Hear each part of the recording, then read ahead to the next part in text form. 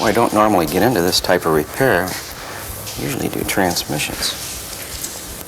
Let's see, check the fan belt. Battery cables are tight. Connection here at the cowl, it's tight. I better get out the test light. I think I'll take a look in the wiring diagram.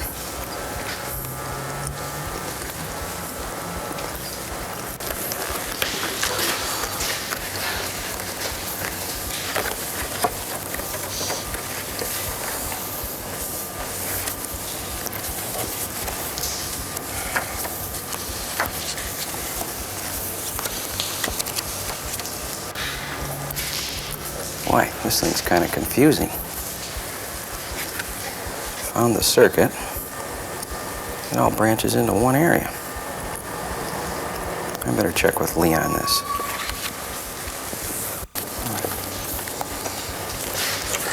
Hey, Lee, you got a minute? Yes, Bruce. Sure. You familiar with this type of wiring diagram? Well, I've seen them before, but I've never worked with it very much. Oh, they're kind of confusing. Let's see, what are you working on? Well, I'm working with this circuit right here, this purple circuit. And it comes off the starter solenoid and goes into one line, and from there, I don't know where it goes. Okay. I think these are harness drawings. Okay, they're actually, when they go to one line, they're showing a harness. The whole harness? The whole harness, right. So it shows where the wires go into the harness. But you're right, it is really confusing. What are these numbers on the circuit? I don't know. I guess I could read the front of the manual and find out, but boy, this is going to take a lot of time. Sure will. Okay, you've got a circuit number there, and there's the circuit size and the color. What's this W55? Huh. Okay, that's right. This has a grid on it so that you can find where the wire goes. Kind of like a road map? Just like a road map. Okay. So W55, that's on this next page. 55 goes to this connector. Okay. But where does it go from there? Well, I don't know. Well, here's the starter circuit, too. There's another starter circuit. One. Well, I guess I got to find out the RPOs and options. Boy, this is going to take some time. Awful lot of pages here, too, just for one circuit. Is there anything better than this? You know, Bruce, the other day, some new wiring diagrams came in. Maybe we should go take a look at those. Couldn't hurt. Yeah, they're in this other office. All right.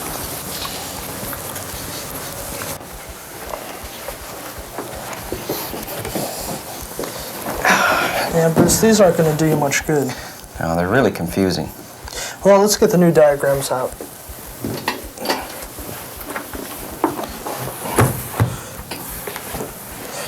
Okay. Wow, nice table of contents. All right. GVAN, Section B. Section B1, right? Mm-hmm. Wow. Now look at there, they've got each circuit laid out with its own page number. That's great. That's a big problem we had with this one. Yeah, you're right. This manual kind of took you everywhere. Right, it's laid out all over the place. All right. Looks like we need to get to page 14. Okay. There we go. Okay. Oh, look at that. That looks nice. You better believe it. Each component's laid out, starting right with the battery, power distribution, grounds. Yes, sir. And each individual wire is shown, not the harnesses like we had before. That's right. It's very nice. Yeah, right down to the bulkhead connector. That's just what it looks like on the truck, too. That's right. That's what's nice about it. You know, you can relate it right to the vehicle. Very nice. Even shows you all the splices. Yeah. That's a problem we had with these, too, with the splices. You might have 4 or 5 splices shown on one, just out of one splice, and you can't tell where it's going to. That's right. That was a problem. And this one shows you exactly where it goes. Right. And you know, I can take my circuit here with the purple wire. It comes right down to the bulkhead connector, through the bulkhead connector, inside the truck. Well, that's great. Shouldn't be any problem with that. Right.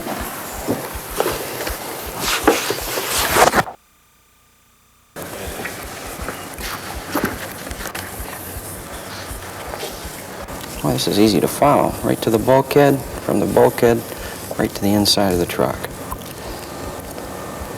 think I'll take a look at that bulkhead connector.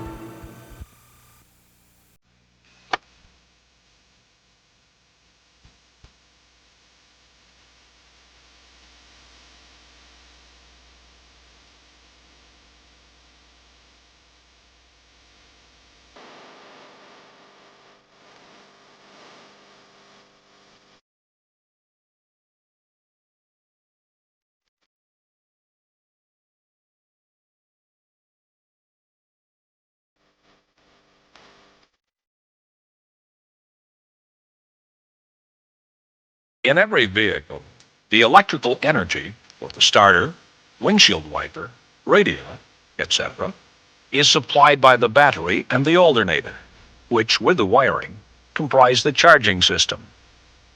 The battery supplies energy, or electrical current, to the starter motor to crank and start the engine.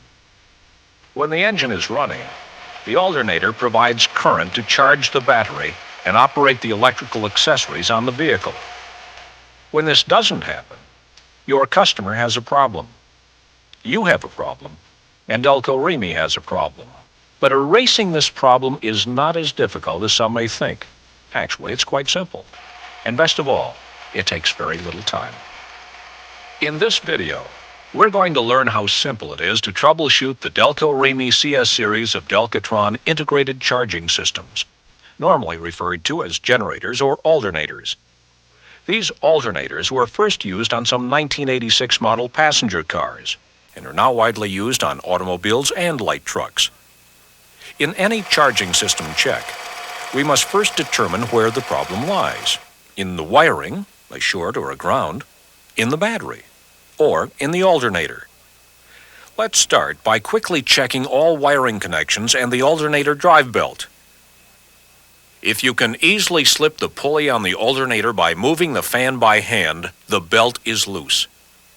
Next, we'll check the battery. Since battery testing is a story all by itself, we're not going to cover it here. Complete battery testing procedures are covered in a separate video, Charging and Testing Delco Freedom Batteries, in service manuals and in Delco Remy Service Bulletin 1B116. Visually inspect the battery, including all connections to the battery, charge if needed, and load test as covered in the mentioned video and publication. Having checked the drive belt and battery, we're now ready to check the wiring and the alternator. Let's look at 3 symptoms which can tell us that we need to check the charging system. Number 1, abnormal operation of the charging indicator light or voltmeter on the instrument panel. Number 2, excessive gassing or spewing of electrolyte from the battery, indicating an overcharged battery. Number 3, slow cranking, indicating an undercharged battery. First, let's check the vehicle which has a charge indicator light. This procedure does not apply to GM cars with body control modules such as Toronados, Rivieras, Eldorados, Sevilles, and DeVilles. The procedure for checking these cars will follow. Normally, the light comes on when the ignition switch is turned on, and then goes out when the engine starts. If the light operates otherwise, it's an indication of a problem somewhere in the system. So let's check it out. With the switch on, or in run position, engine stopped, the charge light should be on. If not, detach the wiring connector from the alternator, and carefully identify and ground the L terminal of the wiring connector with a fuse jumper lead. The light should come on. If it does come on, with the L terminal grounded, repair or replace the alternator per existing policy. If the light does not come on, the circuit between this terminal and the ignition switch is open. The open may be the bulb itself. In either case, it takes only a short time to make this simple wiring harness check. Now let's check out a second abnormal condition where the bulb stays on with the engine running at moderate speed. In this case, stop the engine. Turn the switch to run position and detach the wiring connector at the alternator. If the light stays on, check for a grounded L terminal wire in the harness. If the light goes out, repair or replace the alternator per existing policy. When the indicator light does not operate properly, we can make these quick wiring harness checks to determine if the wiring circuit is open or grounded, or if the alternator is defective. Let's continue with our checks of the charging system. We'll test a vehicle which does not use a charge indicator light, such as a vehicle with a gauge package, and also a vehicle on which the charge indicator light operates normally. This procedure applies to all vehicles, including GM cars with body control modules such as Toronados, Rivieras, Eldorados, Sevilles, and DeVilles. First, detach the wiring harness connector from the alternator.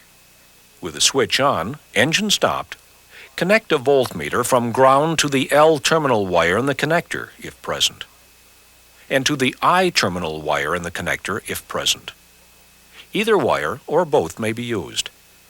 Each reading should be battery voltage. A 0 reading indicates either an open in the wiring between the terminal and the ignition switch, or the L terminal wire may be grounded. If the wiring is open or grounded, we have found the trouble. After checking or correcting any problem found in the wiring harness, the alternator should be checked for output. With the wiring connector attached, run the engine at moderate speed with electrical accessories turned off. Measure the voltage across the battery. If above 16 volts, repair or replace the alternator per existing policy. This high voltage will cause the battery to be overcharged. To check the alternator on a vehicle with a charge indicator light that appears to be normal, connect an ammeter to the alternator output terminal and a voltmeter at the battery. At moderate engine speed, turn on electrical accessories and load the battery if necessary with a carbon pile to obtain maximum amperes output. Maintain the voltage at 13 volts or above. Remember, if slow cranking is the problem, this can result from loose battery connections, a bad battery, or a faulty motor. Don't condemn the alternator so easily. If the output is within 15 amperes of the rated output stamped on the alternator frame, the alternator is good. If not, repair or replace the alternator per existing policy.